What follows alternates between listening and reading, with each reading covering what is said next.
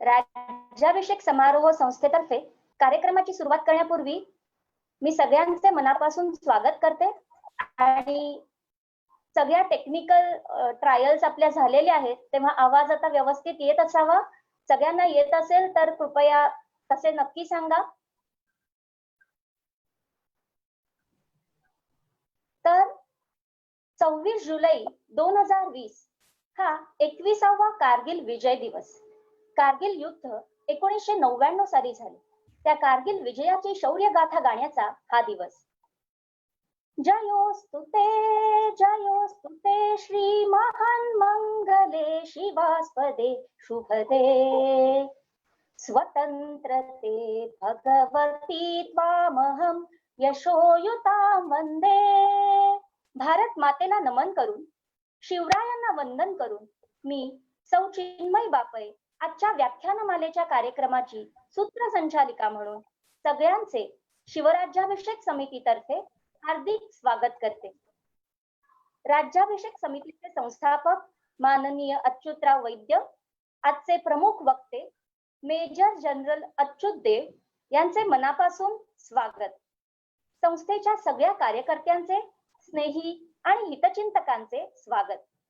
हे व्याख्यानमालेतील दुसरं पुष्प आहे. ते ऐकण्यासाठी आपण फेसबुक लाईव्ह वर गेलेलो आहोत आणि संस्थेच्या YouTube चॅनलवर सुद्धा हा कार्यक्रम दाखवला जात आहे. तर अधिकाधिक लोकांपर्यंत पोहोचवण्यासाठी तुम्ही वॉच पार्टी नक्की सुरू करा आणि ह्या पेजची लिंक नक्कीच शेअर करा. तर कार्यक्रमाच्या सुरुवातीला मी थोडासा संस्थेविषयी परिचय करून देते. राज्याभिषेक समारोह समिती संस्था ही गेले 3 दशके कार्यरत आहे. समारोह संस्थेचे वेगवेगळे कार्यक्रम होत असतात. तर त्याचा मुख्य उद्देश आणि हेतू हा असा आहे, तर वेगवेगळ्या तरुणांना, अधिकाधिक तरुणांना भारताच्या इतिहासाची जाणीवपूर्वक माहिती करून देणे आणि त्यांना या संघटनेच्या कामाशी जोडणे. तर अशा या संस्थेची स्थापना कशी झाली, कधी झाली? 1989 साली स्थापना झाली.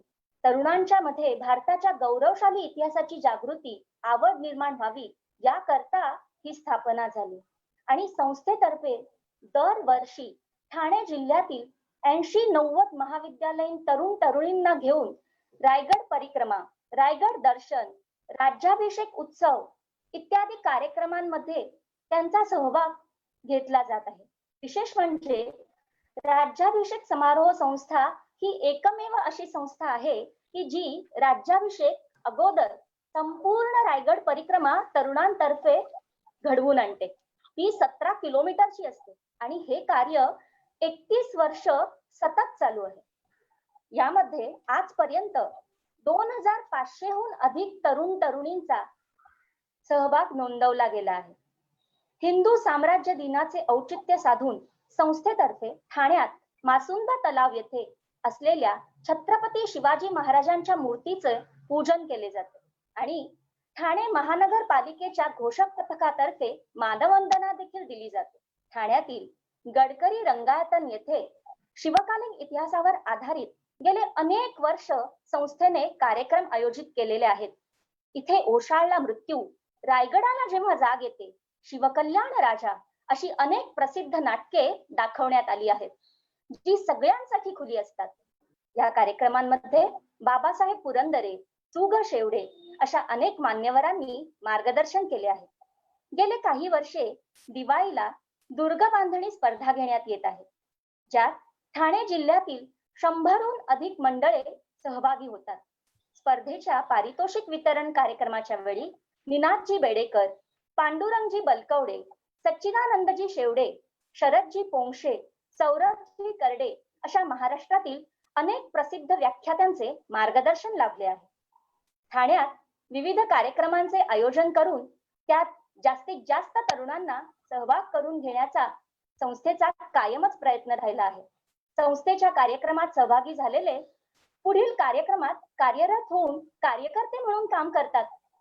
अशी शृंखला गेली 3 दशके सुरू आहे.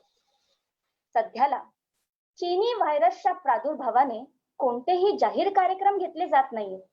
पण संस्था मात्र सक्रियपणे सोशल मीडियाच्या माध्यमातून फेसबुक पेजवर किंवा युट्यूब चॅनलवर काही ऑनलाईन कार्यक्रम करत आली आहे. पोवाडा भाषण स्पर्धेचे आयोजन करण्यात आले होते, ज्यात महाराष्ट्रातील अनेक बाल शिवप्रेमींनी सहभाग नोंदवला. त्याचा कार्यक्रम 21 जून रोजी घेण्यात आला. त्यानंतर प्रत्येक शनिवारी रविवारी ऑनलाईन कार्यक्रम घेण्यात आले, ज्यात प्रफुल्लजी माटेगावकर, ब्रिगेडियर हेमंतजी महाजन अशा मान्यवरांचे मार्गदर्शन लाभले. संस्थेतील अशा अनेक पुढील कार्यक्रमांची माहिती मिळण्यासाठी फेसबुक पेजवर तुम्ही नक्की भेट द्या. त्याचप्रमाणे फेसबुक पेजवरील व्हिडिओ आणि युट्यूब वरील व्हिडिओ नक्की बघा. संस्थेचं हे फेसबुक पेज शेअर करा, लाईक करा आणि युट्यूब चॅनल देखील सबस्क्राईब करा. तर अशी ही आपली संस्था कोरोना काळातही सक्रियपणे कार्य करत आहे. थोड्या मोठ्यांचे आशीर्वाद आणि भक्कम साथ लाभलेली असलेली ही संस्था तुमच्या पर्यंत इतिहास घेऊन येण्यासाठी सदैव कार्यरत आहे. तर आजच्या कारगिल विजय दिवसाच्या निमित्ताने हे इतिहासातील सुवर्ण क्षण, त्या वीरगती प्राप्त झालेल्या जवानांना नमन करण्यासाठी, त्यांचे स्मरण करण्यासाठी म्हणून आजचा हा कार्यक्रम आणि या व्याख्यानातून आपल्याला ती देशप्रेमाची भावना नक्कीच जाणवेल आणि उफळून येईल. तर अशीच भावना पुन्हा उद्युक्त करण्यासाठी आपण एक छोटस गीत ऐकूया. गीत सादर करणारे आहेत आपलेच कार्यकर्ते सिद्धार्थ वैद्य. तर सिद्धार्थजींना मी विनंती करते की त्यांनी एक गीत सादर करावे.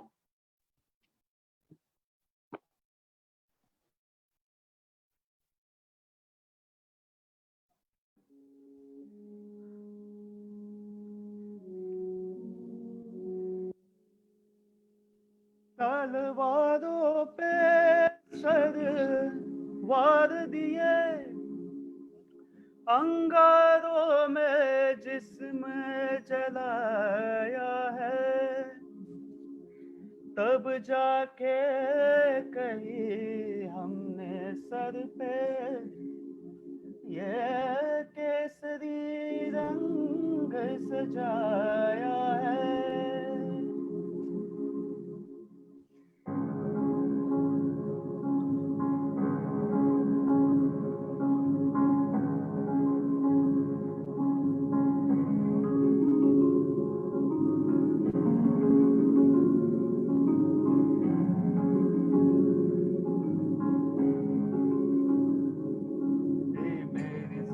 अफसोस नहीं जो तेरे लिए सौ दर्द सहे, महफूज रहे तेरे आन सदा, चाहे जान मेरी ये रहे ना रहे.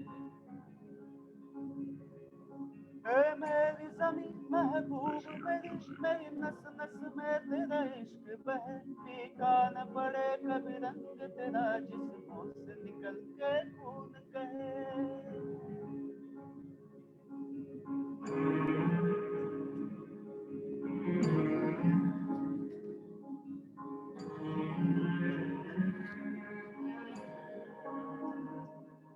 तेरी मिट्टी में मिल जावा गुल बन के मैं खिल जावा, इतनी सी है दिल की आरज़ू.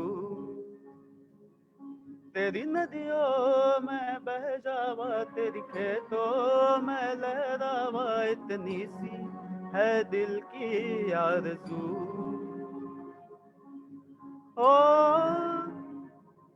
ओ ओ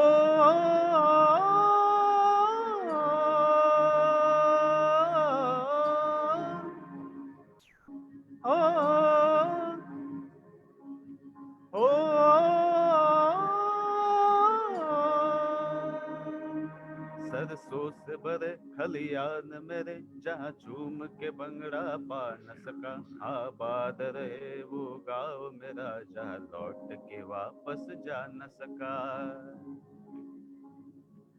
ओ वतना वे मेरे वतना वे तेरा मेरा प्यार निराला था, कुर्बान हुआ तेरी असमत पे मैं कितना नसीबों वाला था।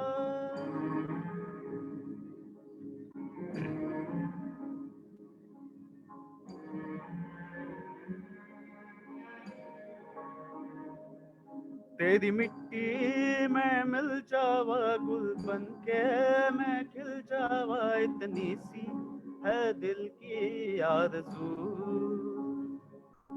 तेरी नदियों में बह जावा, तेरी खेतों में लहरावा, इतनी सी है दिल की आरज़ू।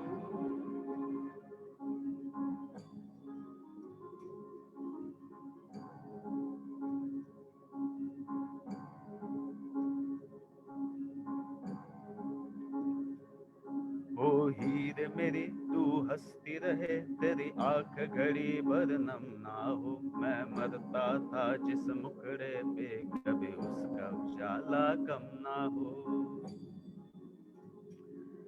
ओ माई मेरी क्या फिक्र तुझे, क्यों आंख से दरिया बहता है। तू कहती थी तेरा चांद हूँ मैं और चांद हमेशा रहता है।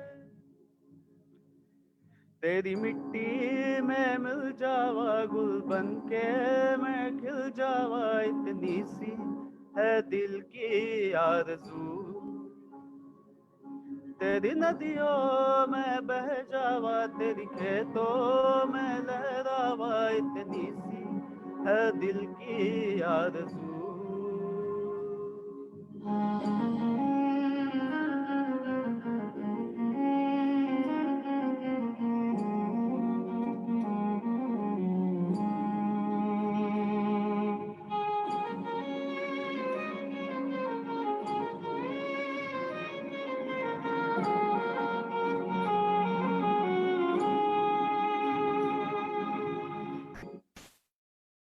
धन्यवाद धन्यवाद.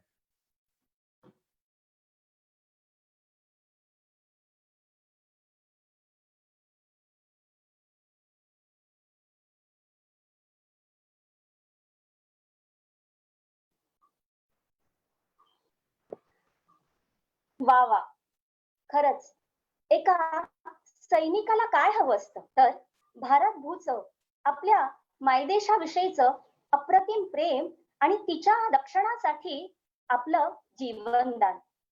तर असेच तज्ञ आणि जीवापाड प्रेम करणारे भारत भूवर, आपल्या मायदेशावर असे मेजर जनरल अच्युतराव देव आपल्याला वक्ता म्हणून लाभले आहेत. तर त्यांचा मी थोडक्यात परिचय करून देते. मेजर जनरल अच्युतराव देव यांचे प्राथमिक शिक्षण हे टिळक विद्यालय घंतोली, माध्यमिक शिक्षण नूतन भारत विद्यालय आणि मॅट्रिकचे शिक्षण केंद्रीय विद्यालय वायुसेना नगर नागपूर येथे झाले. त्यांना बाळपण संघाचे बाळकडू मिळालेले आहे. त्यांनी मिलिटरी सायन्स मध्ये मद्रास विद्यापीठातून MSc केले आहे. 1974 साली त्यांनी भारतीय सैनिकी प्रशिक्षण डेहराडून या संस्थेमध्ये lieutenant in regiment of artillery या पदापासून सुरुवात करून मेजर जनरल असा मान पटकवला आहे. भारतीय सैन्यात त्यांची 37 वर्षांची यशस्वी कारकीर्द आहे. ह्या यशस्वी वाटचालीत त्यांनी स्टाफ, इन्स्ट्रक्टर आणि कमांड अशा वेगवेगळ्या स्तरावर भूमिका बजावल्या आहेत. उंच हिमालयातील बर्फाच्छादित प्रदेश सिक्कीम, ईशान्य भारतातील घनदाट वनप्रदेश, राजस्थानातील वाळवंटी प्रदेश अशा भारतभूच्या संवेदनशील सीमारेषेवरील भागात त्यांनी संरक्षणाची जबाबदारी आणि त्याचे नेतृत्वाची जबाबदारी स्वीकारलेली होती. राष्ट्रीय रायफल्स तुकडीत मेजर म्हणून काम करताना अँटी मिलिटंट ऑपरेशन मध्ये पंजाब येथे त्यांनी प्रत्यक्ष लढाई केली. नागालँडला लागून असणाऱ्या उत्तर कच्छा टेकड्यांवरील आसाम राज्यातील 199 मीडियम रेजिमेंटचे त्यांनी कर्नल म्हणून नेतृत्व केले. देवळाली येथे स्कूल ऑफ आर्टिलरी मध्ये ते गनरीचे इन्स्ट्रक्टर होते. राजस्थान मधील सीमा प्रदेशावर असणाऱ्या ब्रिगेडचे ते कमांडर होते. नंतर भारतीय सैन्य दलाचे हेडक्वार्टर नवी दिल्ली येथे deputy director general of operations म्हणून त्यांनी काम पाहिले.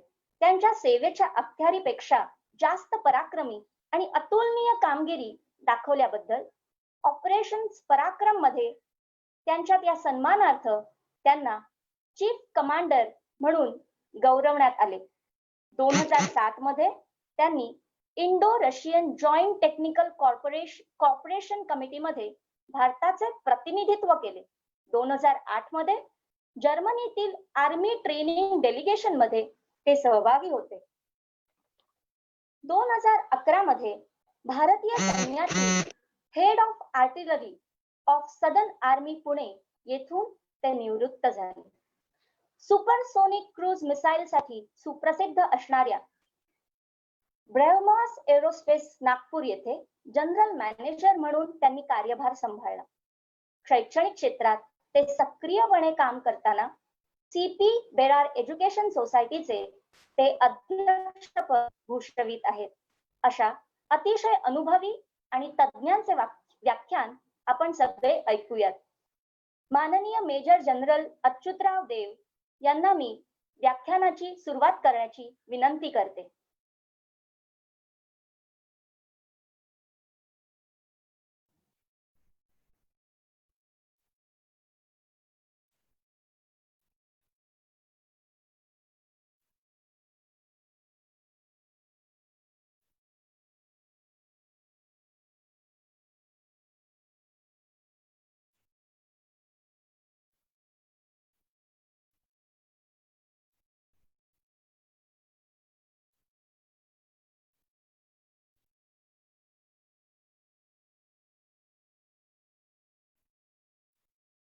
नमस्कार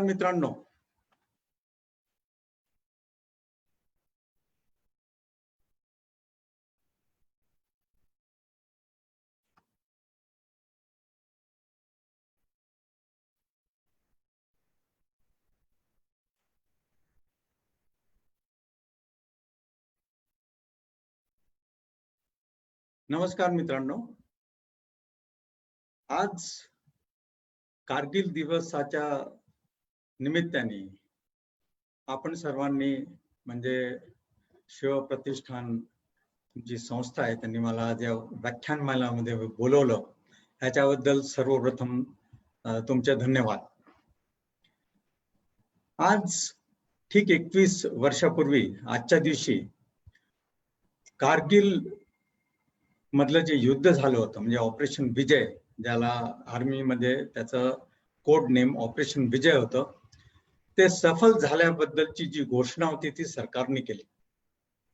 त्यांनी असंही घोषित केलं की आपण जे काही उद्दिष्ट आर्मीच्या या ऑपरेशनचं होतं ते आपण सफल केलं आहे. आणि ते उद्दिष्ट काय होतं की पाकिस्तानने आपली सीमा ओलांडून आपल्यावर जे अतिक्रमण केलं होतं त्या पूर्ण जागेतून आपलं प्रतिहल्ला करून आपण त्यांना हुसकावून लावलं आहे. मी सीमा म्हणणं थोडंसं माझ्यासारख्या आर्मी ऑफिसरला हे थोडंसं कुठेतरी खटकतं, कारण ही सीमा म्हणजे ही लाईन ऑफ कंट्रोल आहे.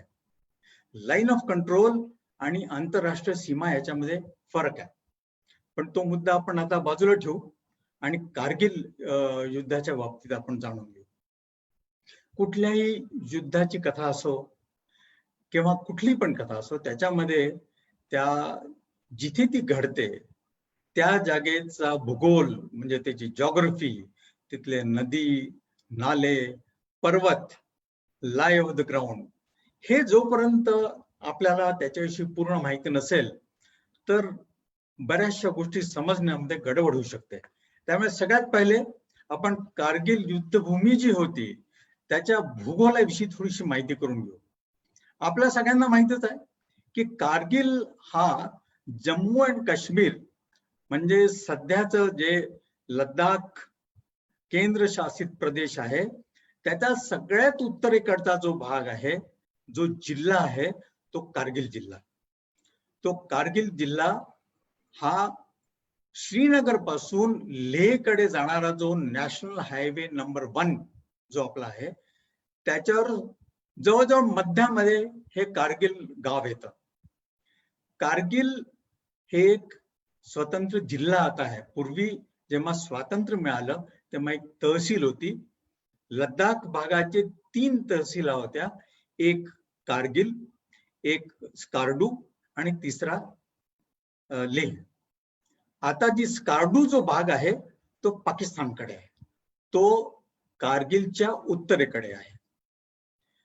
आणि हा जो श्रीनगर पासून लेहकडे जाण्याचा हा जो मार्ग आहे, हा मार्ग जवळजवळ 205 किलोमीटर गेल्यानंतर श्रीनगर नंतर कारगिल गाव लागतं. आणि इथून अजून 245 किलोमीटर आपण पूर्वेकडे आपण अजून प्रवास केला तर आपण लेहला जाऊन पोहोचतो. आता हिमालय पर्वतामध्ये, हिमालय पर्वत जो आहे त्याची कल्पना आपल्याला पूर्णपणे असली पाहिजे. हिमालय काही असा छोटासा पर्वत नाही आहे किंवा एक पर्वत शृंखला नाही आहे. हिमालय पर्वत जवळजवळ 3000 किलोमीटर लांब आणि जवळजवळ 350 आणि काही ठिकाणी 400 किलोमीटर म्हणजे डेप्थ मध्ये, चौडाई त्याची, असा असंख्य एक भव्य आणि अनेक पर्वत शृंखलांचा एकत्रित असा त्याला हिमालय म्हणतात. अगदी उत्तरेकडनं उत्तर पश्चिमकडनं हिंदुकुश, काराकोरम तिथून सुरू होतो, पूर्ण नेपाळ, सिक्कीम आणि नंतर भूटान आणि शेवटी ब्रह्मदेशापर्यंत, बर्मापर्यंत, म्यानमार ज्याला म्हणतात, तिथपर्यंत हा पसरलेला हिमालय आहे. या हिमालयामध्ये अनेक छोट्या छोट्या पर्वत शृंखला, ज्याला माउंटन रेंजेस म्हणतात, ते आहेत. जसं शिवालिक रेंजेस आहे, म्हणजे चंदीगडहून वर गेलं की जो शिवालिक रेंजेस होतो. तर जेव्हा आपण श्रीनगरहून कारगिलकडे जातो तेव्हा झंस्कार पर्वत शृंखला, म्हणजे त्याला झंस्कार रेंज हा आहे. हा जो रेंज आहे याची हाईट 8000 फुटापासून सुरू होते तर 16 आणि 18000 फुटापर्यंत जाते. याची जी रचना अशी आहे की झंस्कार जी पर्वत शृंखला आहे त्याच्या उत्तरेला, म्हणजे समजा कारगिल गावामध्ये आपण उभं राहिलं आणि उत्तरेकडे तोंड केलं तर समोर आपल्या ही एक देवसाई रेंजेस, म्हणजे देवसाई पर्वत शृंखला ही आहे आणि आपल्या मागे ही झंस्कार रेंज आहे. देवसाई जी पर्वत शृंखला आहे त्याचा लेआउट असा पूर्वेकडून पश्चिमेकडे असा जाणार आहे. जवळजवळ 135 किलोमीटर लांब ही पर्वत शृंखला आणि याच्या पायथ्याशी एक सुरून म्हणून एक नदी जाते, ती समोर जाऊन सिंध नदीला जाऊन मिळते आणि त्या पूर्ण नदीच्या काठाकाठानी हा नॅशनल हायवे नंबर 1 जातो. आणि या नॅशनल हायवे नंबर 1च्या जेव्हा आपण लडाखकडे, लेहकडे चाललोय तेव्हा डावीकडे पाहिलं की ही देवसाई रेंजेस, ही माउंटन रेंजेस लागते. ही माउंटन रेंज अशी आहे की जेव्हा आपण देवसाई रेंज उत्तरेकडे पाहिलं की आपल्याला एखादी भिंत उभी आहे अशी एक कल्पना करा तुम्ही. कारगिल जे गाव आहे त्याची स्वतःची उंची जी आहे समुद्र तलापासून 8 ते 8.5 फुटावर आहे. आणि ही जी पर्वत माउंटन रेंजेस आहे ह्यांच्या जे शिखर आहेत ते 16,000 फुटापासून सुरू होतात तर जवळजवळ 18-19,000 फुटापर्यंत जातात. आपल्याकडचा हा भाग आहे हा एकदम सरळ कडा आहे, पण जेव्हा पाकिस्तानकडे उत्तरेकडे जसा जसा जातो ही पर्वतमाला तसा तसा त्याचा एक ग्रॅज्युअल स्लोप होतो, एक उतरण लागते. आणि उतरण कुठपर्यंत जाते ते स्कार्डू मधून त्यांचा जो डिस्ट्रिक्ट आहे गिलगिट बाल्टिस्तानचा त्या गावापर्यंत जाऊन पोहोचते. अशा पण ही जी पहाडाचा ही पूर्ण पर्वतमाला आपल्या समोर जी उभी आहे उत्तरेकडे, आपली जी लाईन ऑफ कंट्रोल LOC, आपली जी सीमा आहे ही पर्वताच्या वरतून शिखरांवरनं जाते. आता याच्या बाजूचा अजून प्रदेश घेऊ. उजवीकडे म्हणजे जेव्हा उत्तरेकडे तोंड करून असतो, जेव्हा आपण पूर्वेकडचा जो भाग आहे तो त्याच्या समोर येतो बटालिक, आणि तिथून मग सायचीनचा ग्लेशियर सुरू होतो. सायचीन ग्लेशियर हा दक्षिणेकडनं उत्तरेकडे जाणार आहे आणि याच्या पूर्वेकडे लेह हे डिस्ट्रिक्ट प्लेस आहे. हे याच्यासाठी महत्वाचं आहे की याचं जे मूळ कारण होतं हे सायचीन आहे. पाकिस्तानने काही उठून अचानक कारगिलवर हल्ला करायचा, 140 किलोमीटरचा तो लंबी पर्वतमाला आहे त्याच्यामध्ये फक्त कारगिलवर ते का आले याचंही पण एक कारण आहे. आता या कारगिलच्या डावीकडे म्हणजे पश्चिमेकडे द्रास आणि मस्को व्हॅली आहे. याच्या उत्तरेकडे बटालिक आणि तुर्तुक हे प्रदेश आहेत. म्हणजे हे पर्वत शृंखला आहेत छोट्या छोट्या, आणि मध्यभागी कारगिल हे शहर आहे. आता ही जी आपली LOC जी आहे जी पूर्व पश्चिम जाते, त्या LOC वर आपल्या अनेक वरच्या पहाडांवर पोस्ट आहेत. जवळजवळ 70-80 आपल्या ठाणी आहेत, म्हणजे चेक पोस्ट आहेत. तिथे वर्षभर म्हणजे हिवाळा सोडून बाकी उरलेला पूर्ण वर्ष हे आपली इंडियन आर्मी तिथे ही पोस्ट ऑक्युपाय करून असते.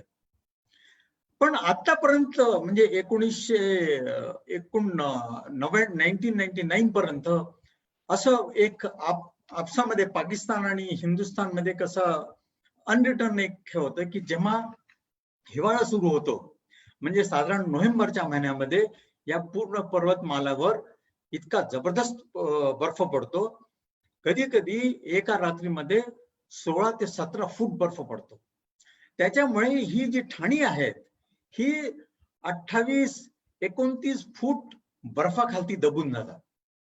आणि म्हणून जेव्हा हिवाळा सुरू होतो नोव्हेंबरच्या साधारण एक 15 तारखेकडे पहिला स्नोफॉल सुरू होतो, आणि तो स्नोफॉल सुरू झाला की हळूहळू समोरच्या ठाण्यामधून चेक पोस्ट वरनं आर्मी मागे विड्रॉ व्हायला सुरुवात होते.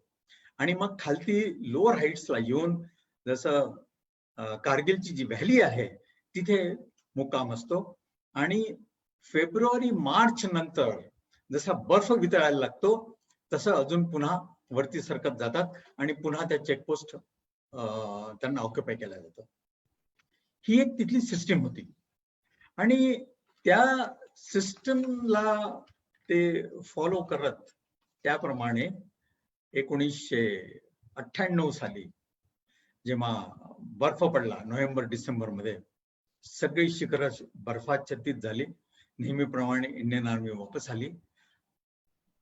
पाकिस्तान आर्मीचे लोकही पण वापस गेले, कारण आपण सोडायच्या अगोदर हे नेहमी त्याची खातरनामा करून घेतो की पाकिस्तानने सुद्धा त्यांच्या पोस्ट हळूहळू कमी केल्या आणि ते वापस गेले. पण यावेळेस मात्र पाकिस्तानचा जो आहे इरादा, त्यांचा डाव काही वेगळा होता. आणि त्या याच्यामध्ये हा जो लेह आणि सायचीनकडे जाणारा नॅशनल हायवे नंबर 1 जो आहे हा फार याचं खूप महत्व आहे. कारण जसं आपण या कारगिलच्या भागातून आपल्या चौक्या मागे हटवतो तसं सायचीन मध्ये होत नाही. पूर्व लडाख मध्ये जे डेमचोक, कलवान आणि तिकडच्या ज्या पोस्ट आहेत त्या खाली नाही करत आपण. सायचीन आणि त्या सगळ्या पोस्ट पकडल्या, त्यामुळे तिथे विंटर स्टॉकिंग करावं लागतं, कारण तिथल्या पूर्ण प्रदेशाशी आपला संपर्क तुटतो. म्हणून उन्हाळ्याच्या दिवसामध्ये जेव्हा तो रोड उघडा असेल तेव्हा तिथे पूर्ण रसद जी आहे ती पूर्ण केल्या जाते. त्याच्यामध्ये केरोसिन ऑइल असतं, खाणं पिणं, ॲम्युनिशन, अनेक गोष्टी असतात. तर त्याला जवळजवळ पूर्ण 6 महिने लागतात. आणि ते 6 महिन्यामध्ये ते समजा सायचीन मध्ये आपला आणि ईस्टर्न लडाख मध्ये जे आपल्या पोस्ट आहेत त्यांचं विंटर स्टॉकिंग पूर्ण नाही झालं तर तिथे आपल्याला खूप मोठी हानी होऊ शकते, आपल्याला खूप कॅज्युअलिटीज होतील आणि आपल्याला एक वेळ ती जागा सोडून द्यावी लागेल. हे या नॅशनल हायवे 1चं एक इम्पॉर्टंट. दुसरी गोष्ट, सायचीन ग्लेशियर हा जो आहे खूप एक महत्वाचं ठिकाण आहे. त्याची आता जॉग्राफी पाहिली तर तुम्हाला थोडक्यात सांगतो की लेहच्या उत्तरेला सायचीन ग्लेशियर पडतो. सायचीन ग्लेशियर म्हणजे काय की तो जवळजवळ 14,000 फुटापासून सुरू होतो आणि 19 आणि 23,000 फूट पर्यंत तो ग्लेशियर वरती चढत जातो. या सायचीन ग्लेशियरच्या डावीकडे आहे स्कार्डू, बाल्टिस्तान, गिलगिट जो पाक व्याप्त काश्मीरचा भाग आहे. त्याच्या उजव्या भागाला म्हणजे पूर्वेकडे आहे अक्साय चीनचा भाग. जी काराकोरमची खिंड आहे, जी पास आहे, ती आपल्या डॉमिनेशन मध्ये आहे. पण हे केवळ आपण सायचीनवर बसलो आहे त्याच्यामुळे आहे.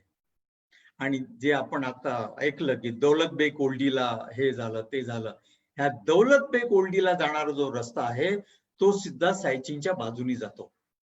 त्याच्यामुळे जोपर्यंत आपण सायचीनचं हा 75 किलोमीटर लांब असा प्रदेश एक पूर्ण ग्लेशियर आहे आणि ह्याच्यावर 3 इम्पॉर्टंट पासेस आहेत. ह्याच्यामध्ये ज्या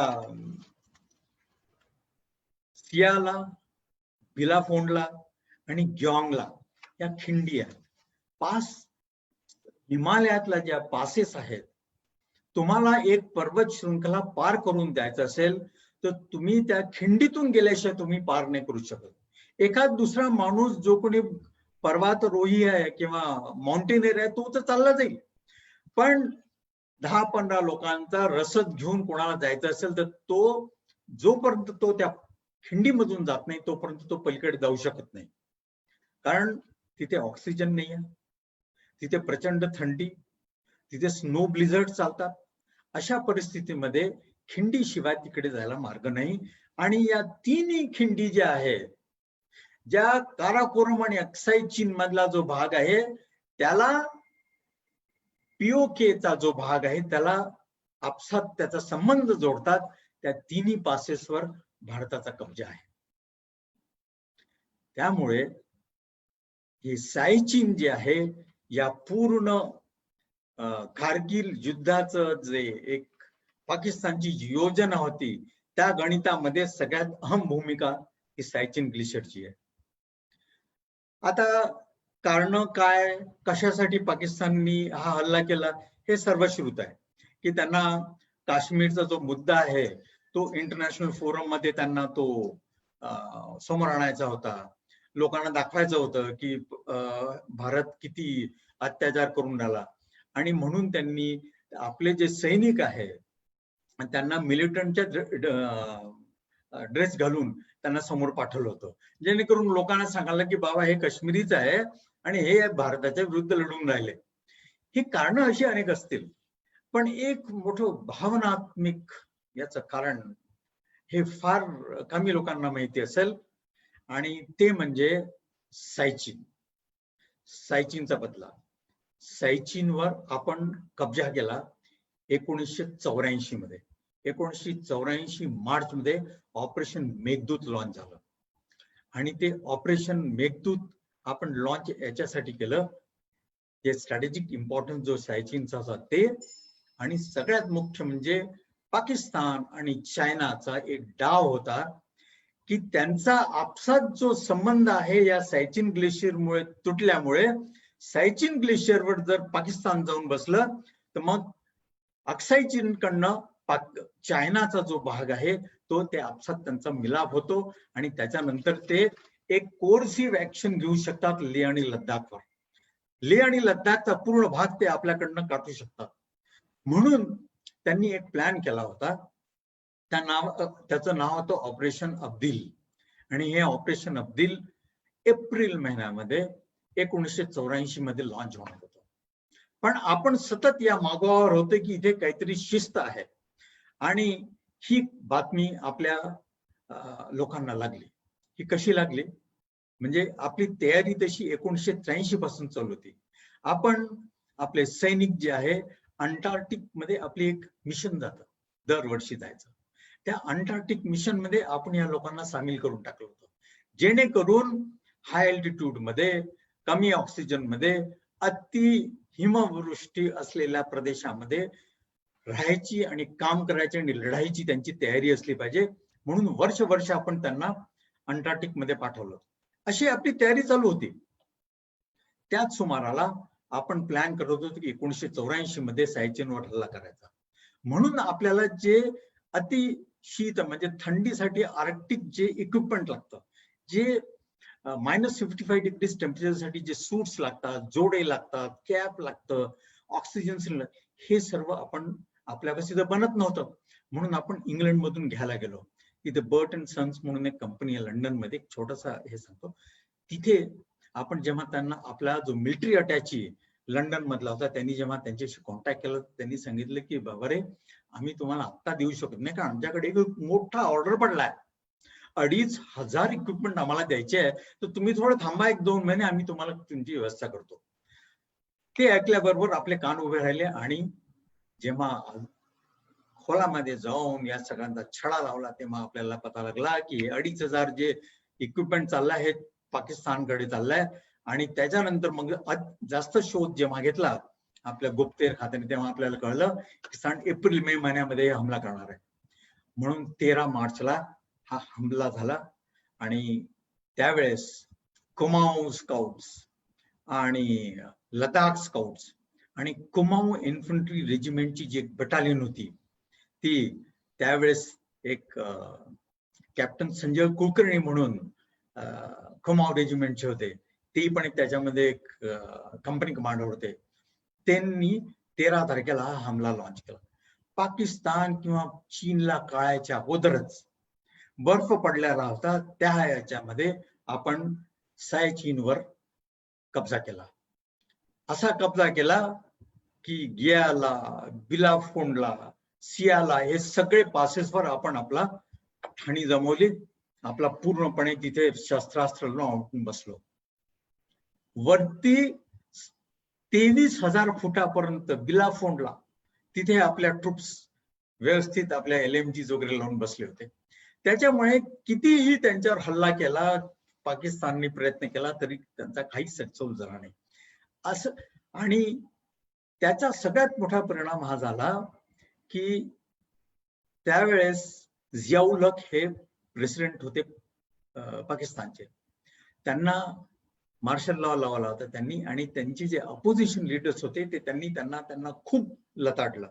त्यांना म्हटले की अरे तुम्ही बुरखा घाला, भारताने एवढा 25,000 स्क्वेअर किलोमीटरचा प्रदेश एका ऑपरेशन मध्ये कब्जा केलेला आहे, सायचीन त्यांनी घेतलं, आता तुम्ही काय करून राहिले. तर यांनी चिडून त्याच्यावर प्रतिहल्ला करायचा खूप प्रयत्न केला. दरवर्षी 1984 पासून तर 89 पर्यंत दरवर्षी हे हल्ला करायचे. 1987 मध्ये त्यावेळेस एक ब्रिगेडियर परवेज मुशर्रफ म्हणून स्पेशल ऑपरेशन्सचे एक ब्रिगेडियर होते, त्यांना हे टास्क देण्यात आलं. पण दुर्दैवाने त्यांच्या हा हल्ला पत्रवण्यात आला. याची पाकिस्तानचा भुरीधर त्याच्यामध्ये क्षती झाली, अनेक लोक मेले. आणि स्पेशल फोर्सेसनी हे ऑपरेशन लॉन्च केल्यावर सुद्धा हे या हल्ल्यामध्ये ते पराजित झाले. शेवटी ब्रिगेडियर परवेज मुशर्रफला वापस बोलवण्यात आलं, आणि त्यांचं मनोबल इतकं खालती गेलं त्याच्यामुळे, आणि पूर्ण पाकिस्तान आर्मीचं मनोबल हे खचल्यासारखं झालं होतं. आणि याला सगळ्याला कारण हे ब्रिगेडियर मुशर्रफ होते. त्यांच्या मनात ही सल होती. आणि करत करत करत आता आपण रिवाइंड करू आणि 1999 ची गोष्ट करू. त्यांनी हा प्लॅन जसे ते आर्मीची झाले तेव्हापासून हा मनात त्यांनी केला होता त्यामुळे त्यांचं एक भावनात्मक त्याच्यावर होतं की आपल्याला हिंदुस्थानचा वसपा घ्यायचा आहे आणि हे जे सायचीन जे आहे ह्यांच्याकडनं कसंही काढून घ्यायचं. म्हणून कारगिलवर हल्ला करून नॅशनल हायवे नंबर 1 हा तोडायचा, ज्यांनी रसद थांबेल. सायचीन आणि लेह लडाखकडचा एरिया हा आयसोलेट होईल आणि नंतर मग आपण सायचीनवर हल्ला करून हे, असा एक दूरदृष्टीचा यांचा प्लॅन. ही कारणं होती याच्यामध्ये. आता आपण याच्यानंतर मुख्य विषयाकडे वळू की ही लढाई एक्झॅक्टली झाली म्हणजे काय झालं काय यांचं. तर जसं मी म्हटलं की 1998 मध्ये जेव्हा बर्फ हे लोक वापस गेले नोव्हेंबरमध्ये, पाकिस्तानकडचे लोक, आपलेही लोक वापस आले. पण जानेवारी फेब्रुवारी पासून यांनी आपली नॉर्दर्न लाईट इन्फंट्री म्हणून जे रेग्युलर ट्रूप्स होते, कोणीही तिथे आतंकवादी नव्हता, सगळे पाकिस्तानी सैन्य होतं. ते आपले दाढी वगैरे वाढवून आतंकवाद्यांच्या ड्रेसमध्ये वरती आले होते आणि त्यांनी समोरच्या जेवढ्या पोस्ट होत्या त्या आपण यायच्या अगोदर त्या त्यांनी ऑक्युपाय केल्या, त्या पोस्ट त्यांनी आपल्या कब्जामध्ये घेतल्या. ही बातमी सगळ्यात पहिल्यांदा आपल्याला 3 मेला कळली. मार्च एप्रिल मध्ये ते हळूहळू वर सरकत राहिले. आपल्याला खालतून वर जायचं होतं, त्यांच्याकडनं ग्रॅज्युअल स्लोप होता, त्याच्यामुळे ते लवकर तिथे पोहोचले.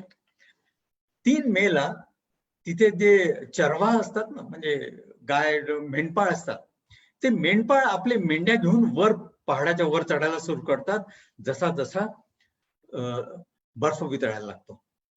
तर काही मेंढपाळ वरतून जेव्हा खालती आले तेव्हा त्यांनी सांगितलं की, इंडियन आर्मीला सांगितलं की साहेब वरती बरेचसे लोक बसले आहेत आणि ते पाकिस्तानी सैन्यातले वाटतात, कारण त्यांच्याकडे मोठमोठ्या उखळी तोफा आहेत, मॉर्टर्स आहेत आणि मशीन गन्स आहेत. हे लागल्याबरोबर 5 मेला आपलं एक पेट्रोल गेलं. पण पेट्रोल एक जे गेलं त्याच्यामध्ये फक्त 11 की 12 पोरं होते आणि त्या पेट्रोलला त्यांनी पाकिस्तानी लोकांनी त्यांनी पाहिलं खालतून हे पेट्रोल हळूहळू वर येत होतं. या पेट्रोलला अशी कल्पना नव्हती की इतक्या संख्येमध्ये हे लोक वरती असतील. त्यांना फक्त जाऊन कन्फर्म करायचं होतं की वरती लोक आहेत की नाही आहेत. आणि त्या याच्यामध्ये हे पेट्रोल पकडलं गेलं आणि त्यांचे हाल हाल करून सौरभ कालिया म्हणून तुम्ही नाव ऐकलं असेल, लेफ्टनंट सौरभ कालिया, त्याची शेवटी डेड बॉडी घेतली. तर जेव्हा आपण डेड बॉडी घेतली तेव्हा त्याच्यावरचं आवरण सुद्धा कोणाला काढून दाखवलं नाही शरीर त्याचे, इतके त्याचे हाल केले होते. अशा परिस्थितीमध्ये ते पेट्रोलचे सगळ्या लोकांना मारण्यात आलं. आणि ही बातमी जेव्हा खालती आली आणि त्याच सुमाराला तोपर्यंत वरच्या ज्या आपल्या पोस्ट होत्या त्याच्यावर पाकिस्तानने पूर्णपणे आपला कब्जा केलेला होता. नॅशनल हायवे 1 अल्फा हा डायरेक्ट त्यांना खालती दिसत होता. त्याच्यामुळे त्याच्यावर बाधा आणायचं म्हणजे इंटरडिक्शन जे म्हणतात ते इंटरडिक्शन अगदी उत्तमरित्या इफेक्टिव्हली पाकिस्तान करत होते. कारण ते डायरेक्ट ऑब्झर्वेशननी त्याच्यावर तोफखान्याचा फायर, त्याच्यावर तोफगोळे त्याच्यावर आणू शकत होते. वरतून MMG आणि मोठ्या अँटी अटॅक गन्स त्याच्यावर त्या आणू शकत होते. म्हणजे इतकंच काय की दगड जरी मोठे टाकले तर तिथला जो ट्रॅफिक आहे तो थांबत होता. त्या याच्यामध्ये त्यांनी अचूक मारा करून आपला कारगिलचा ॲम्युनिशन डंप होता तो 9 तारखेला त्यांनी उडवून लावला. आणि त्याच्यानंतर हे सगळं बाहेर आलं की आता पाकिस्तानशी युद्ध आवश्यक आहे. आणि त्यानुसार 15 मेला आपलं ज्या पठाणकोट, जम्मू आणि खालती JNKच्या ज्या आपल्या डिव्हिजन्स डिप्लॉयड होत्या त्यांचं इंडक्शन सुरू झालं. रणक्षेत्रामध्ये त्यांना टास्क देण्यात आलं की कसाही हल्ला करा पण इथून पाकिस्तानला हुडकवून लावायचा. याच्यामध्ये एक गमतीचं नाही पण एक दुर्दैवाचा असा एक निर्णय त्यावेळेसच्या सरकारने घेतला की तुम्हाला सैन्याला हे एक त्यांना टास्क देण्यात आलं की पाकिस्ताननी जिथे जिथे आपल्या LOC ला पार करून कब्जा केला आहे तिथून पाकिस्तानला हटवायचं. पण तुम्ही या सेक्टर मध्येच फक्त ते हे करू शकता, या सेक्टर शिवाय दुसऱ्या बाजूच्या सेक्टर मध्ये किंवा दुसऱ्या भागामध्ये कुठेही LOC किंवा इंटरनॅशनल बॉर्डर पार तुम्ही करायची नाही. इतकंच काय की आपल्या A4ची जी विमानं होती ती LOC पार करून तुम्ही पलीकडे जाऊन बॉम्बार्डिंग नाही करू शकत. जे तुम्हाला करायचे ते आपल्या प्रदेशात राहून. त्यामुळे एक प्रकारचे एक हात मागे बांधलेला गेला होता भारतीय सैन्याचा. पण भारतीय सैन्य जे असेल जसं असेल त्या याच्यामध्ये लढाई करण्याच्या इराद्याने, पक्क्या इराद्याने त्यांनी हमले सुरू केले. 15 मे पासून ही लढाई सुरू झाली. पुष्कळ ठिकाणी आपण ऐकलं की कसे मग पहिले टायगर हिल झालं. 6 जूनला एक मेजर ऑफेन्सिव्ह बटालिक सेक्टर मध्ये झाला. मी आता सांगितलं होतं की बटालिक जे आहे ते कारगिलच्या उजवीकडे म्हणजे पूर्वेकडे आहे. बटालिक आणि तुर्तुक आणि द्रास आणि मुस्को जो आहे ते पश्चिमेकडे आहे. तर 6 जूनला पहिल्यांदा आपल्याला सक्सेस मिळालं बटालिक सेक्टर मध्ये. कारण बटालिक जो सेक्टर आहे तो सायचीन आणि लेहकडचा जो भाग आहे त्याचा जोडणारा प्रदेश आहे. त्यामुळे आपली सारखी घालमेल होत होती की सायचीनला काही झालं नाही पाहिजे, त्यामुळे त्याच्याकडे जाणारे जेवढे मार्ग असतील ते प्रथम उघडायचे. आणि 6 जूनला आपण बटालिक सेक्टर मध्ये यश मिळालं. त्याच्यानंतर 11 जूनला 13 जूनला टोलुलिंग झालं. नंतर 4 जुलैला टायगर हिल. असे एकामागून एक आपण आपलं यश मिळत गेलं. पण हे यश जे मिळत होतं हे प्रचंड ऑपोजिशन आणि प्रचंड लढाई करून आणि अतोनात नुकसान करून आपण हे यश प्राप्त करत होतो.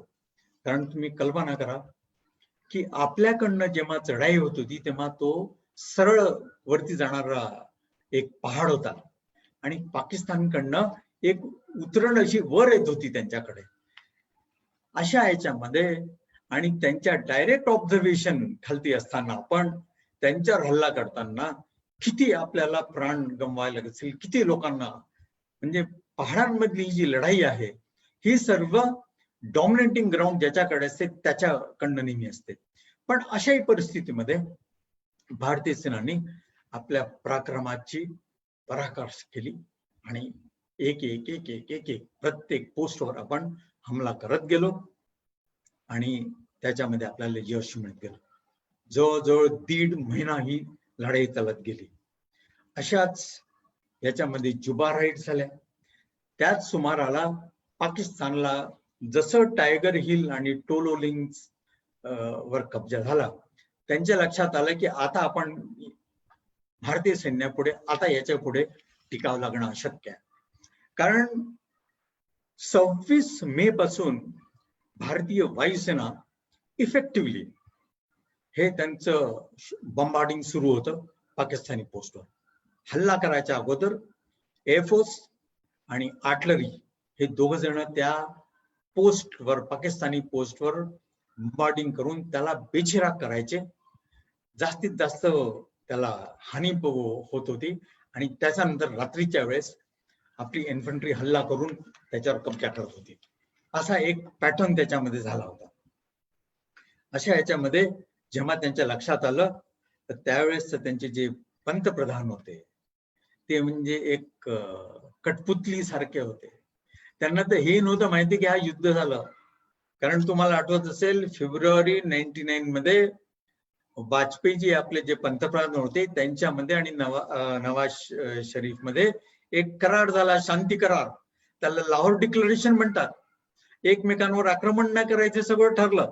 आणि ते जेव्हा ते तिथे होते त्याच वेळेस फेब्रुवारी आणि मार्च मध्ये पाकिस्तानी सैन्य हळूहळू आपल्या ह्या कारगिल मधले हाईट्स कॅप्चर करत होतं. म्हणजे तुम्ही कल्पना. आणि जेव्हा त्याला विचारलं तो म्हणे मला माहितच नाही माझ्या सैन्याने हल्ला केला म्हणून. आता खरं खोटं तोच जाणे.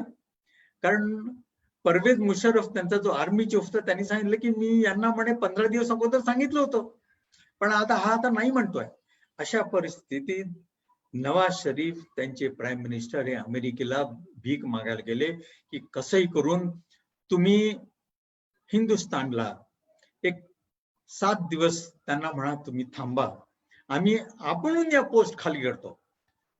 पण त्यावेळेस बिल क्लिंटन इतका चिडलेला होता, तो म्हणे की नॉनसेन्स, हे असं काही नाही होणार.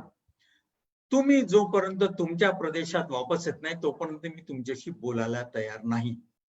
त्याच्यामुळे जे काही करायचं आहे ते आता या लढाईमध्येच तुम्हाला वापस यायचं आहे. तुम्ही किती मरता काय मरता मला त्याशी, ज्या दिवशी तुम्ही तुमच्या प्रदेशात याल म्हणजे एलओसीच्या आपल्या भागाकडे याल त्या दिवशी मी तुमच्याशी बोलायला तयार आहे.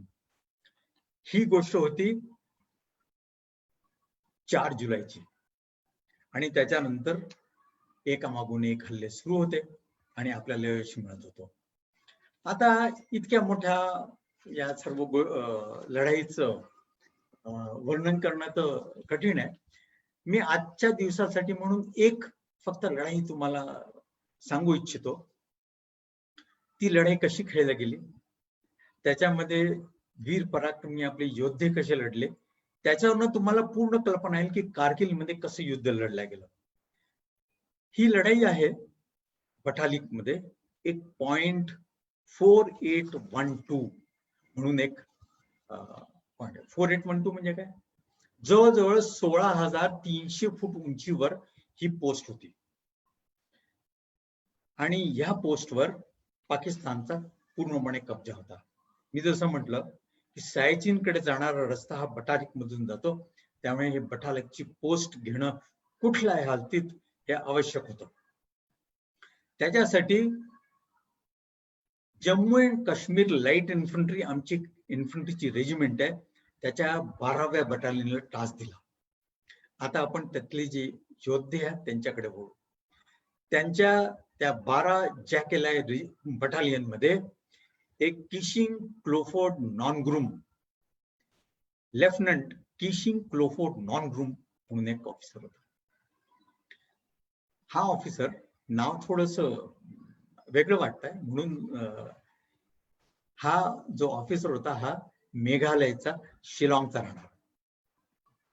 पण याच्या नावाप्रमाणे हा होता तांखुल नागा, म्हणजे नागालँड मधल्या ज्या जनजाती आहेत, ज्या ट्राईब्स आहेत, त्याच्यामध्ये तांखुल ही एक लढवय्या जात आहे, एक जनजाती आहे.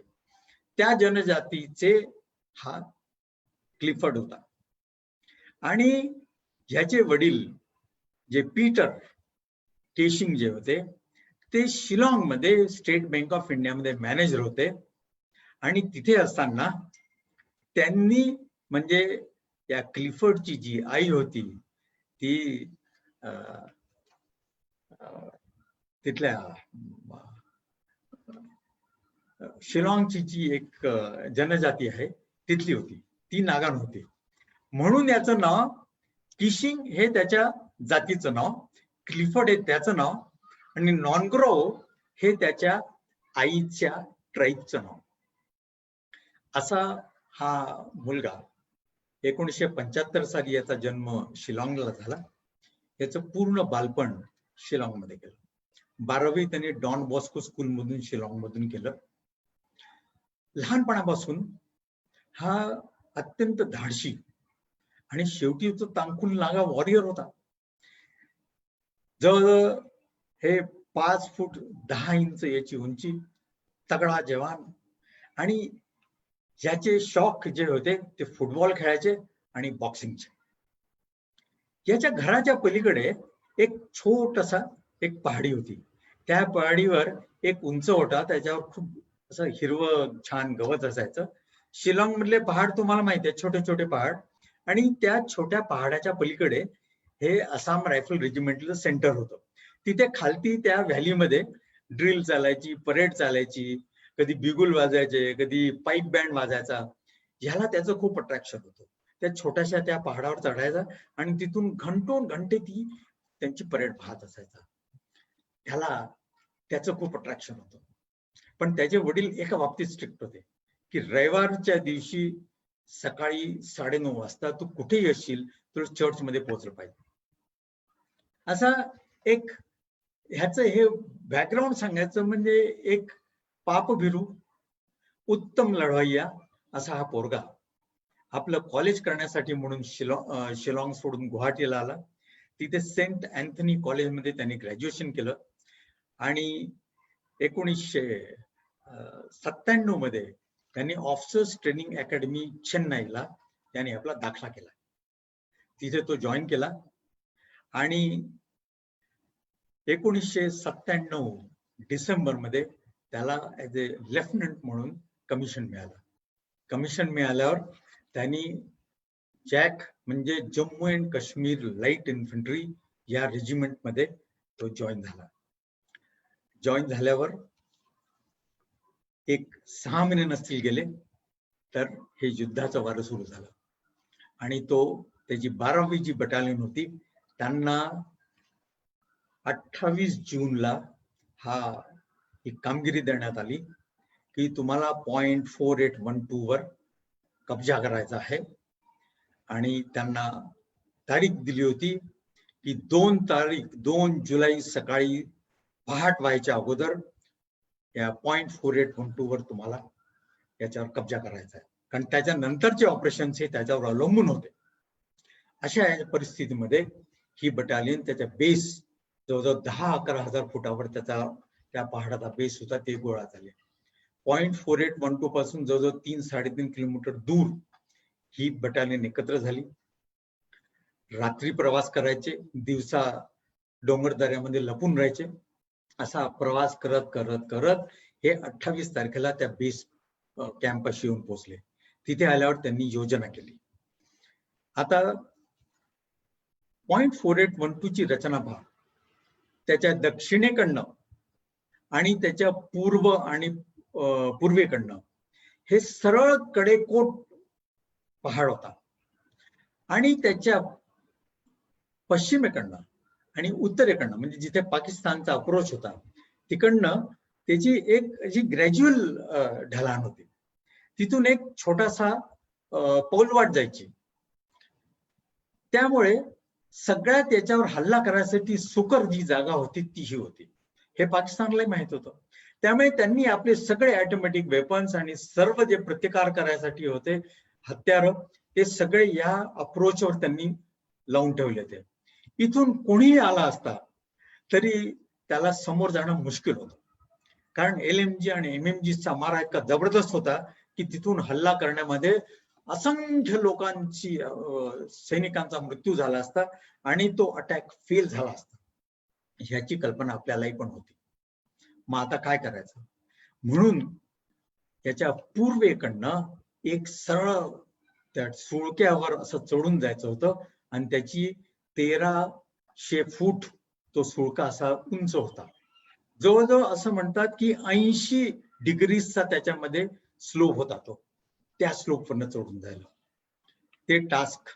तुम्ही तानाजी सिनेमा पाहिला असेल.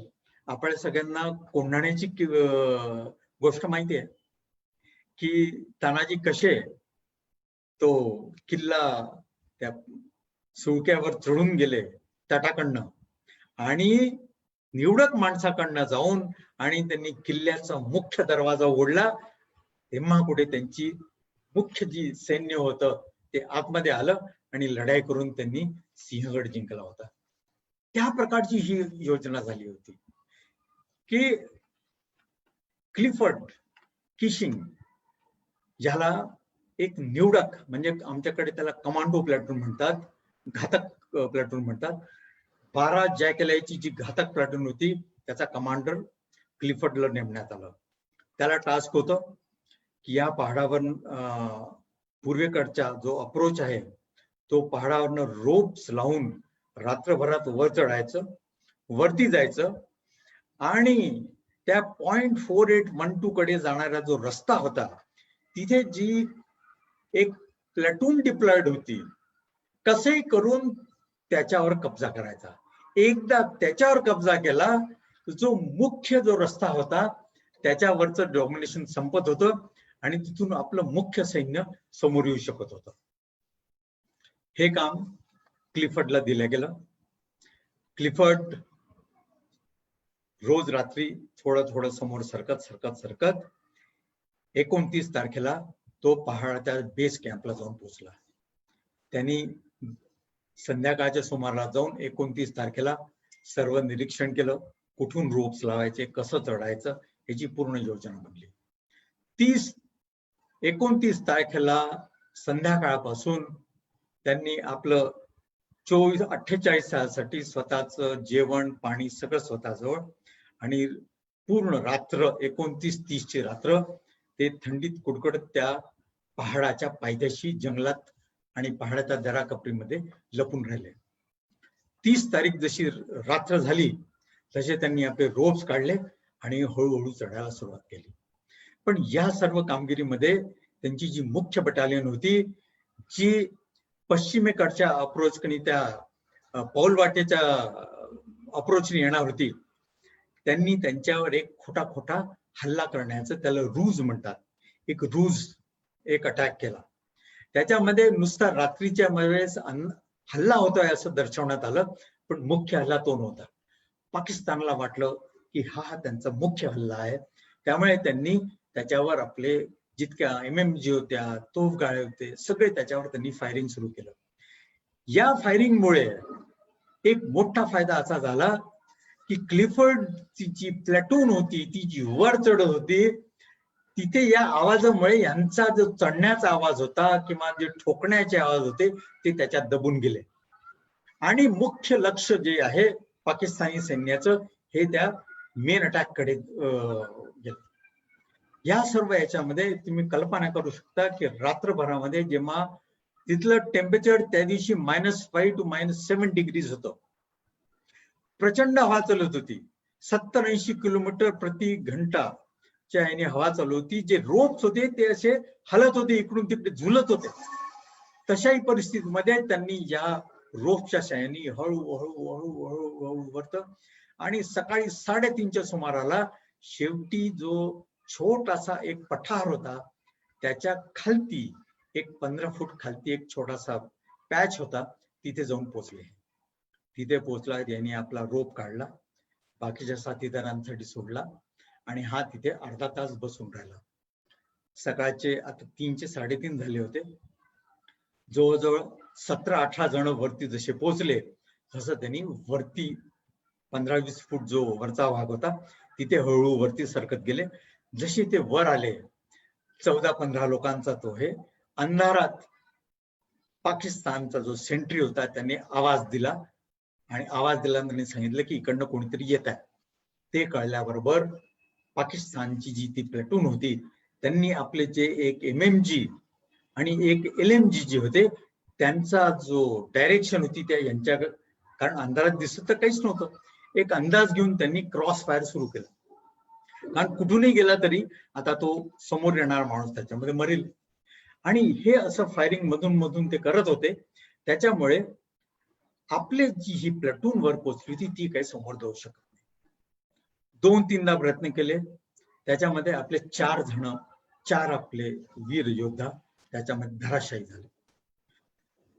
क्लिफर्डला आता काही लक्षात आलं की जोपर्यंत की MMG आणि LMGचा जोपर्यंत आपण फायर थांबवत नाही तोपर्यंत या प्लॅटूनवर आपला कब्जा होणार नाही आणि आपला अटॅक अनसक्सेसफुल राहील.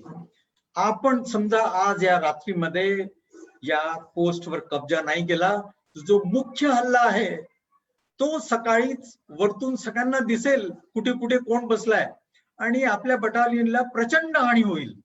आणि म्हणून त्याला या भागामध्ये ही पोस्ट त्याला कुठल्या ते फर्स्ट लाईट म्हणजे पहाट व्हायच्या अगोदर त्याला ही कब्जा करायची होती. त्यांनी आपला निर्णय घेतला, आणि तो त्या असा फायरिंग येत असताना ती जी MMG ची पोस्ट होती, जो बंकर होता, तो उठला, आणि साधारण 2 इलेक्ट्रिकच्या पोलमध्ये जितकं अंतर असतं ना तेवढं अंतर होतं, एक 50-100 मीटरचं. त्यांनी आपले AK-47 पाठीला लावली, हँड ग्रेनेड्स पाऊच मध्ये ठेवले, आणि तो कधी सरपटत, कधी धावत, कधी, कल्पना करा 16,000 फुटावर जिथे 4 पावलं चालणं मुश्किल होऊन जातं, 4-5 पावलं झाल्यावर कमीत कमी 10 मिनिटं श्वास घ्यायला लागतात. अशा याच्यामध्ये इतक्या थंडीत तो पोरगा तसा पळत, कधी खालती सरपटत, कारण वरतून गोळ्या चाललो होत्या, अशा याच्यामध्ये तो त्या बंकरच्या पायथ्याशी बेस पाशी जाऊन पोहोचला. तिथे त्याला शांतपणे टेकून बसला. आपल्या पाऊच मधून 2 हँड ग्रेनेड्स काढले, त्यांच्या पिन्स तोंडाने खिचून काढल्या आणि 2 सेकंद म्हणजे तोंडाने ती गिनती केली 1001, 1002 आणि जसं 1003 म्हणायच्या अगोदर ते दोन्ही हँड ग्रेनेड आपल्या मागे त्या बंकरच्या छिद्रातून आतमध्ये टाकले, भोक्षातून. जसे ते आतमध्ये पडले, कोणाला काही समजायच्या अगोदर, कारण त्याचा जो फ्यूज असतो तो 4 सेकंदाचा असतो, 3ऱ्या सेकंदाला तो पडल्यावर 4थ्या सेकंदाला ते दोन्ही हँड ग्रेनेड उडाले आणि आतले पाकिस्तानचे 5 सैनिक तिथे गारद झाले आणि ती MMG ताबडतोब तिथे थांबली. MMGचा जो फायर आहे हा 1 मिनिटामध्ये 700 ते 800 राऊंड्स पर मिनिट त्याचा रेट ऑफ रॅपिड फायर आहे. कल्पना करा, 60 सेकंदाचा 1 मिनिट असतो आणि त्या 60 सेकंदामध्ये 700 ते 800 गोळ्या ती MMG फायर करत होती. ती बंद झाल्याबरोबर त्यांनी आपला मोर्चा वळवला त्या ओपन ट्रेंच मध्ये. त्या ओपन ट्रेंच मध्ये एक LMG होती, ती क्रॉस फायर करते, त्याच्यामुळे त्याच्या पट्ट्यामध्ये जो कोण येईल तो मरत होता. त्यांनी तिथून आता पुन्हा तिथून त्यांनी सरळ धाव घेतली त्या LMGच्या ओपन बंकरवर. तिथे गेल्यावर त्याच्या असं लक्षात आलं की सगळ्यात उजवीकडचा जो तिथला बंकर मधला ओपन ट्रेंच होता, त्यातला तो जो सैनिक होता त्यांनी याला येताना पाहिलं. त्यांनी त्याच्या बरोबर 2 छलांग मारली आणि त्या LMG ज्या याच्यातून फायर, तो ट्रेंच मधून ज्या फायर करत होते 3 जण होते. 2 जण LMG मॅन करत होते आणि हा त्यांच्या संरक्षणासाठी बसला होता. त्याचा तो आवेश पाहून आणि अचानक अंधारातून समोर आलेला पाहून त्या तिघांना समजेच नाही की हा कोण आहे, हा काय करतोय, हा काय यमदूत आहे की काय, की याला मरण नाही आहे, हा कुठून आणि कसा जल्लाद सारखा आला. आणि आल्यावर ज्या LMGने आम्ही फायर करतो आहे त्याची बॅरल पकडायला पाहतोय. पण किशिंगने एका झटक्यात उडी मारून त्या LMGची बॅरल पकडली आणि ती बॅरलच त्यांनी पहिल्यांदा खिचून काढली. आणि त्याच्याच बरोबर जशी बॅरल खालती आली त्याच वेळेस त्याच्यातून जो बर्स्ट निघाला, त्यांनी त्याच्या डावीकडचा जो पोटाची आतडी आहे ती पूर्ण चिरल्या गेली. पण त्याच्याबरोबरच त्यांनी आपली ज्याची जी AK-47 रायफल होती त्याच्यात त्यांनी संगीन चढवली होती. ती संगीन चढवलेली जी त्याची AK-47 आपली ती त्यांनी ती उचलून भोक निकाल करून त्या पहिल्या सेंट्रीला मारलं आणि तो मागे पडला. ताबडतोब त्याने आपल्या पाऊच मधून अजून एक हँड ग्रेनेड काढला आणि वरती टाकला. तो जसा पडला त्यांना काही समजायच्या अगोदर ती पण LMG तिथल्या तिथे गारद झाली.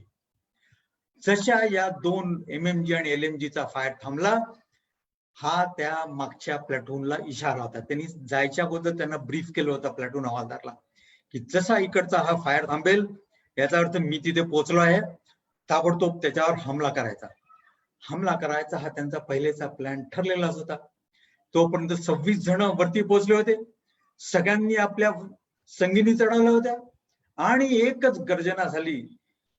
जॅक लाईक इन्फंट्रीचा जो वॉर क्राय आहे, जो घोषणा आहे, युद्ध घोषणा, ती आहे भारत माता की जय. 26च्या 26 जणांनी बोल भारत माता की जय म्हणून त्या प्लॅटूनवर तुटून पडले आणि बंकर एक बंकर आणि ओपन ट्रेंच याच्यामध्ये, कारण आता इतक्या जवळ आले होते आणि अंधार असल्यामुळे त्या संगिनीने भोसकाभोसकी करून त्या ओपन ट्रेंचेस मधला त्यांना मारवायचं होतं. जास्तीत जास्त तुम्ही हँड ग्रेनेड फेकू शकता, त्याच्याशिवाय दुसरं काय, कारण ज्यांनी फायर उघडला त्याची पोझिशन त्या अंधारामध्ये दिसत होती आणि त्याच्यावर प्रतिहल्ला होत होता. त्या अशा याच्यामध्ये जवळजवळ 45 मिनिटं हे 26 जण आणि क्लिफर्ड किशिंगच्या नेतृत्वाखाली हे लढत होते आणि सकाळी 4:30 वाजता शेवटी त्या पूर्ण छोट्या प्लॅटूनवर क्लिफर्ड किशिंगच्या प्लॅटूनने कब्जा केला. जसा त्यांचा तो सगळे झाले, त्याच्याबरोबर क्लिफर्डनी ताबडतोब आपली व्हेरी लेट पिस्टल लावली. म्हणजे ती पिस्टल म्हणजे आपल्या दिवाळीत जसे बाण उडवतात ना, तसे एक पिस्टल असते, त्याच्यामधून रंगीन कलरचे बाण उडतात. त्याचा ग्रीन आणि दोनदा ग्रीन ओव्हर ग्रीन असा त्याचा सिग्नल होता. त्यांनी जसं सकाळी 4:35 ती व्हिरलेट फायर केली, उंच आकाशामध्ये हिरवा एक बाण गेला. त्याच्या एक 10 सेकंदानंतर दुसरा बाण वर गेला. जसे विजयच विक्ट्री सिग्नल जसं गेलं तसं पूर्ण बटालियन जी त्या पॉलवाटेच्या दिशेने तिथे डिप्लॉयड होती, त्यांना कळलं की क्लिफर्ड किशिंगने हमला सक्सेसफुल केलाय आणि वरता लेजवर आपला कब्जा झालाय. ते कळल्याबरोबर पूर्ण बटालियनचे 750 पोरांनी एक मोठा जयनाद केला, एकदम बोल भारत माता की जय. आणि त्याच्यानंतर त्या रस्त्याने, कारण त्यांना आता समोरून LMGs आणि ज्या MMGs त्या गारद झाल्या होत्या, त्यामुळे भराभर तिकडनं मुख्य बटालियन जे ती वर चढायला सुरुवात झाली. ह्या सर्व याच्यामध्ये सकाळी 4:30 पावणे 5 झाले होते आणि पूर्वेकडनं चांगला उजेड दिसायला लागला होता. किशिंगला जखम भयंकर झाली होती, रक्त पडत होतं. प्लटून हवालदार म्हणाला की साहेब नर्सिंग असिस्टंट आला आहे, तुम्हाला मी खालती घेऊन जातो, प्लटून कंपनी हेडक्वार्टर वरती येत आहे, तिथे तुम्हाला ट्रीटमेंट होईल, 8:30 पर्यंत आपलं हेलिकॉप्टर येईल, तुम्हाला खालती घेऊन जाऊ आपण. किशिंग म्हणाला खबरदार कोणी इथून हलणार नाही, मी नाही जाणार, तुम्ही नाही जाणार, कारण पाकिस्तानच्या सैन्याची ही पद्धत आहे, त्यांची टॅक्टिस आहे की जेव्हा एखादी पोस्ट आपण हारतो तर त्यांच्यावर प्रतिहमला करतो. आणि आता काउंटर अटॅक हा कुठल्याही क्षणी येईल, कोणीही आपली पोस्ट द्यायची नाही, मी नाही जाणार ना कोणी जाईल. सगळ्यांनी आपलं ॲम्युनिशन पूर्ण करा आणि केव्हाही पण आर्टलरीचा तोफखाना तुमच्यावर फायर सुरू करेल, याचा अर्थ त्याच्या पाठोपाठ तुमच्यावर आता प्रतिहल्ला येणार आहे. शेवटचा, आणि त्यांनी शेवटचा हुकूम दिला, जोपर्यंत या घातक प्लॅटून मधला शेवटचा माणूस जिवंत आहे, शेवटच्या रक्ताच्या थेंबापर्यंत आणि गोळीपर्यंत कोणीही पोस्ट खाली करणार नाही, कितीही मोठा प्रतिहल्ला येऊ द्या, काउंटर अटॅक येऊ द्या. अशा ह्याच्यामध्ये खरोखर तिथे तोफखाना, पाकिस्तानी तोफखाना फायर सुरू झाला. हे लोक तिथे पूर्ण याच्यात होते, पण तोपर्यंत मागच्या कंपनीचा अप्रोच, पाकिस्तानी सैन्याला कळलं की यांची जी बटालियन रात्री हल्ला करत होती ती जवळ येऊन पोचली आहे, त्यामुळे तो प्रतिहल्ला झाला नाही. पण हे सगळं करता करता 8:30ची वेळ झाली होती. क्लिफर्ड ज्या ओपन ट्रेंच मध्ये टेकून बसला होता, तिथे शांतपणे पडला होता. त्याला थोडीशी गुंगी येत होती, झोप येत होती, परिश्रम झाले होते, थोडस रक्तही चाललं होतं. खालची जी -डिग्री टेम्परेचरचे जे दगड होते ते पण त्याच्या रक्ताने गरम होत होते. तो बसल्या बसल्या त्याला मध्येच थोडस हेल्युसिनेशन सारखं होत होतं, पण एकदम पुन्हा खडबडून जागा होत होता. प्रतिहल्ला येईल, मी माझ्या प्लॅटूनला सोडून जाऊ शकत नाही, मी गेलो तर माझे प्लॅटून कोण लढवेल. तशा ह्याच्यामध्ये तो त्या ट्रेंच मध्ये आपला रेडिओ सेट आणि आपला ऑपरेटर घेऊन तशाच अवस्थेत बसला होता. हळूहळू त्याला मध्येच झोप येत होती. मध्येच त्याला एकदम असं जाणवायला लागलं की या आजूबाजूच्या ह्याच्यातून तोफगोळ्यांचे आता आवाज बंद होऊन राहिले. त्याला असं वाटलं की आपली कंपनी जवळून पोचली आहे, त्याच्यामुळे पाकिस्तानचा काउंटर अटॅक तर बंद झालाच आहे, पण आता प्रतिहल्लाही पूर्णपणे बंद झाला आहे आणि आपली प्लॅटून आता येऊन पोचली आहे, आपली कंपनी, आपली बटालियन आता पोचली आहे. त्या विचारामध्ये एकदम त्याला मध्येच कुठेतरी आठवलं आपले शिलाँगचे दिवस. त्याला तो टीला, ती छोटीशी टेकडी आठवली, त्याच्या वर चढून तो खालती ती पाहत राहायचा परेड पोरांची, आसाम रायफलच्या रेजिमेंटच्या बटालियनची. ते बिगुलचे आवाज त्याला हळूहळू ऐकू येत होते. पडल्या पडल्या तो वरती टिल्ल्यावर पडल्या, त्यांनी वरती पाहिलं, आकाश निरभ्र होतं, निळा शांत आकाश, आणि हळूहळू हळूहळू त्याला असं इतका वेळ तर खूप गरम वाटत होतं, पण आता हळूहळू त्याला थंड वाटायला लागलं. त्याला वाटलं की आपण आता शिलाँगला आपल्या घरी आलो आहे आणि लहानपणचे दिवस त्याला आठवत होते. असं करता करता अचानक त्याला असं जाणवलं की आपलं शरीर खूप हलकं होत आहे. त्यांनी सहज आपल्या डावीकडे उजवीकडे वळून पाहिलं तर दुसऱ्या क्षणी त्याच्या असं लक्षात आलं की आपल्याला आता त्या रविवारच्या चर्चचा घंटेचा आवाज पण येतोय. एकदम त्याला हे जाणवलं की आपल्या बाबांनी आपल्याला सांगितलं होतं की 9 वाजेपर्यंत चर्चमध्ये पोहोचलं पाहिजे. म्हणून त्या धडपडीमध्ये तो एकदम उठून उभा राहायचा त्यांनी प्रयत्न केला आणि तो उभा राहिला. हे तर एकदम वरती उभा राहिला आणि त्याला एकदम हलकं वाटलं म्हणून त्यांनी सहज खालती वळून पाहिलं तर त्याच्या लक्षात आलं की आपला आता या शरीराशी संबंध संपला आहे. त्याच्या तोंडावर एक स्मित हास्य होतं की त्याला जे टास्क दिलं होतं, त्याला जे मिशन दिलं होतं, ईश्वराच्या कृपेने त्यांनी ते मिशन पूर्ण केलं आहे आणि आता तो स्वर्गवासी होऊन राहिला. अशा परिस्थितीमध्ये शेवट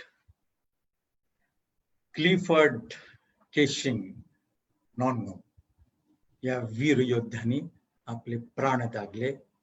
पण जोपर्यंत त्या प्लेटूनवर त्यांनी कब्जा केला नाही तोपर्यंत त्यांनी आपले प्राण आपल्या शरीरातून सोडले नाही. अशा मित्रांनो, असे एकाहून एक वीर योद्धे या कारगिलच्या युद्धामध्ये त्यांनी आपलं सर्वस्व अर्पण केलं. या देशासाठी आपले प्राण त्यागले आणि यांच्या या बलिदानामुळे हे ऑपरेशन विजय, जे कारगिल युद्ध आपण जिंकलो.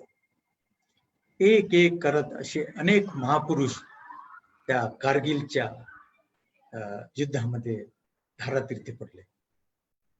सांगायला तर अनेक गोष्टी आहेत, पण आज वेळेचा अभाव आणि एकंदरीत इतकं मोठं युद्ध वेळ कमी असल्याने सांगू पण शकत नाही. इथे मी आता वेळेअभावी संपवायची इच्छा आहे माझी. पण माझी एक तुम्हाला विनंती आहे.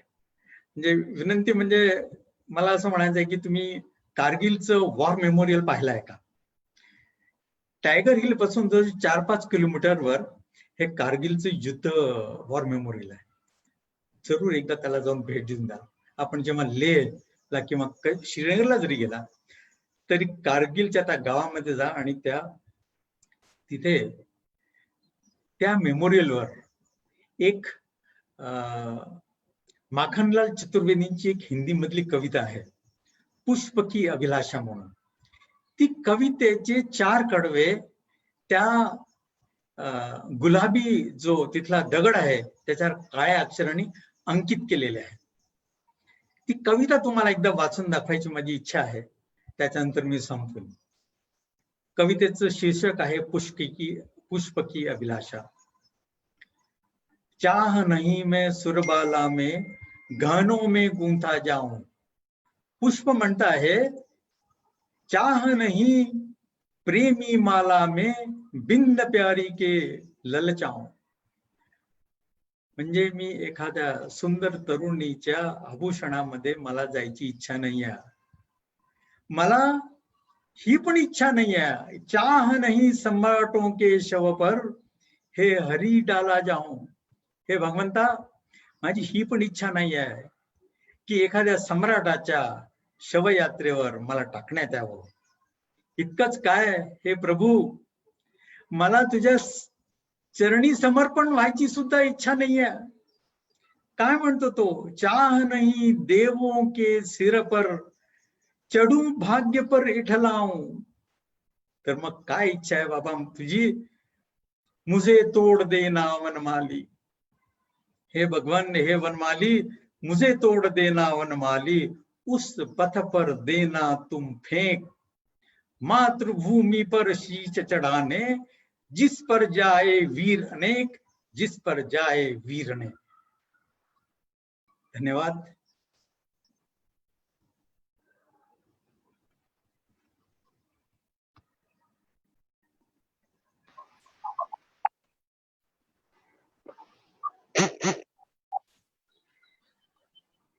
धन्यवाद माननीय मेजर जनरल. तुमच्या या अतिशय उद्बोधक आणि माहितीपर व्याख्यानासाठी मी राज्याभिषेक संस्थेतर्फे तुमचे मनापासून आभार मानते. संस्थेच्या सगळ्या कार्यकर्त्यांचे देखील मी आभार मानते.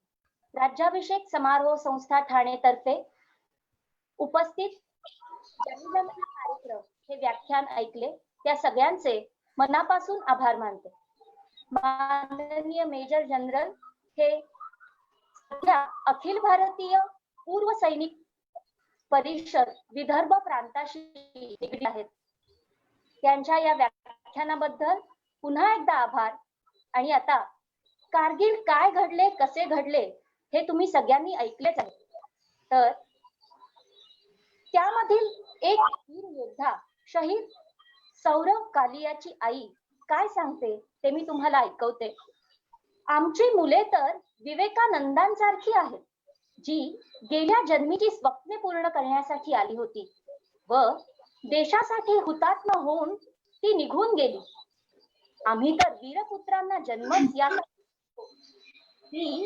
देशासाठी सर्वोच्च त्याग करतील. शाहिद आबिद खानची आई काय सांगते. मी माझा दुसरा मुलगा आदिल खानलाही देशाच्या सन्मानासाठी हुतात्मा होण्यासाठी नक्कीच लष्करात भरती करेल. शहीद जसविंदर सिंगची पत्नी काय सांगते. हाच विचार करून आम्हाला समाधान मिळते की आमच्या कुटुंबावर आलेल्या संकटामुळे देशावर आलेलं संकट टळलं. असे वीर योद्धे शहीद झाले. हो, ते शहीद झाले. तू शहीद हुआ तो न जाने कैसी तेरी माँ सोई होगी.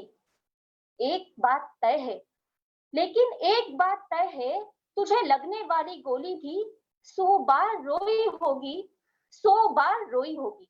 शत शत नमन. कारगिल एक अटल विजय.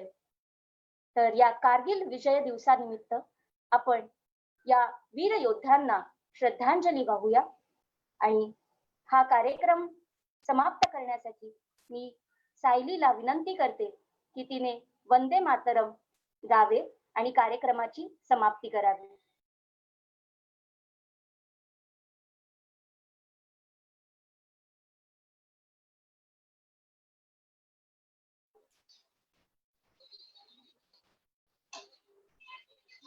धन्यवाद चिन्मयी. खूप छान मार्गदर्शन केलं सरांनी की खूपच आवडलं. जे काही सांगितलं ते अक्षरशः अंगावर काटा उभा राहिला. मी वंदे मातरम सुरू करतेय. सर्वांनी आपापल्या घरी उभं राहा आणि माझ्यासोबत म्हटलं तरी चालेल. वंदे मातरम,